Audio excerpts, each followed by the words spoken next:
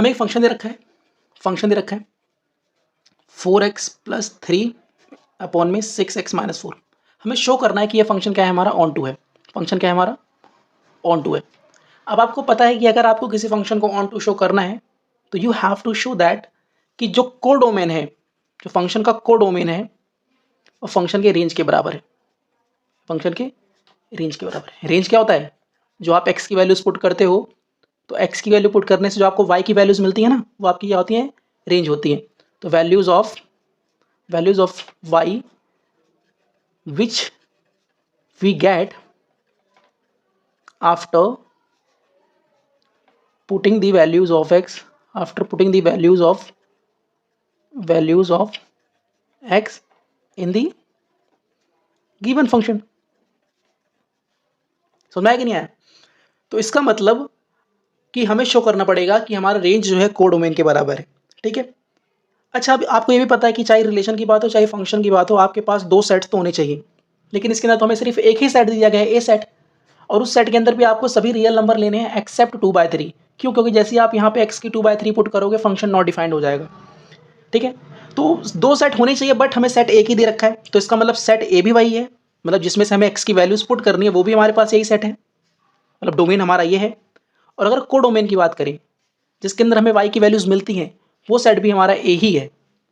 समझ में आया कि नहीं आया? तो सेट ए भी यही है और सेट बी का काम भी यही कर रहा है। तो आपको पता है अगर हमें ऑन टू शो करना है, सबसे पहले हम क्या करते हैं, लेट करते हैं, let F X is equal to Y. तो फंक्शन कितना है हमारा, F X 4x plus 3 6x minus 4 is equal to Y. अब हम क्या करते हैं, एक फंक्शन, अभी देखो आपका जो फंक्शन है इन टर्म्स ऑफ x है, अब हम क्या करेंगे, function in terms of y निकालेंगे।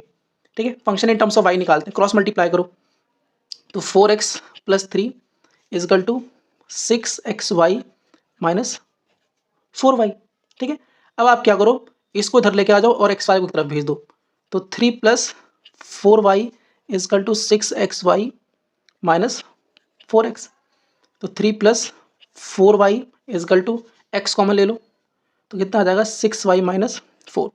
तो यहाँ से x की वैल्यू क्या आ जाएगी, x की वैल्यू आ जाएगी यहाँ से 3 plus 4y divide by 6y minus 4। ठीक है।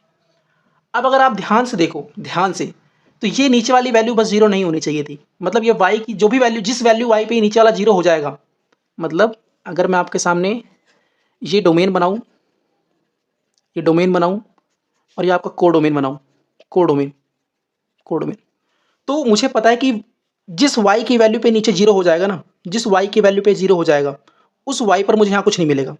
तो मुझे देखना कि ऐसी वो कौन सी y की वैल्यू है जिसमें जो आपका डिनोमिनेटर है जीरो हो जाएगा। तो 6y को माइनस 4 को आप जीरो करो और पुट कर दो 4, तो y की वैल्यू कितनी आ जाएगी 4/6, जो कि आएगी 2/3। तो इसका मतलब 2/3 पर मुझे x की वैल्यू नहीं मिलेगी। लेकिन अगर आप ध्यान से देखो तो 2/3 तो हमारा कोडोमेन में है ही नहीं, क्योंकि सेट ए भी हमारा वही है, सेट बी भी हमारा वही है, और साफ साफ दिया गया है कि आप सेट ए या बी के अंदर 2/3 नहीं ले सकते, तो y तो मैं ले ही नहीं सकता 2/3। सिर्फ y 2/3 पर ये नीचे जीरो बन रहा था, बाकी आप y की जो मर्जी वो वैल्यू रख लो, y की जो मर्जी वो वैल्यू रख लो, आपको x की हर वैल्यू मिलेगी। समझ में आया? क्योंकि ये नीचे वाला सिर्फ आपका 2/3 पे जीरो होगा, और वो तो हमें लेना ही नहीं क्योंकि हमारे कोडोमेन में है ही नहीं, और जो बाकी की y की वैल्यूज बच गई उस पर कोई दिक्कत होने वाली है नहीं। तो इसका मतलब for all values of y we will get value of x, मतलब हर एक y की वैल्यू के लिए, हर एक y की वैल्यू के लिए आपको x मिलेगा, और जिस पे दिक्कत आ रही थी वो हमें लेना ही नहीं है। तो बेधड़क आप लिख दो कि हर एक y की वैल्यू के लिए कोई ना कोई x आपको मिलेगा, therefore function is onto. हाँ या ना? ठीक है, बिल्कुल।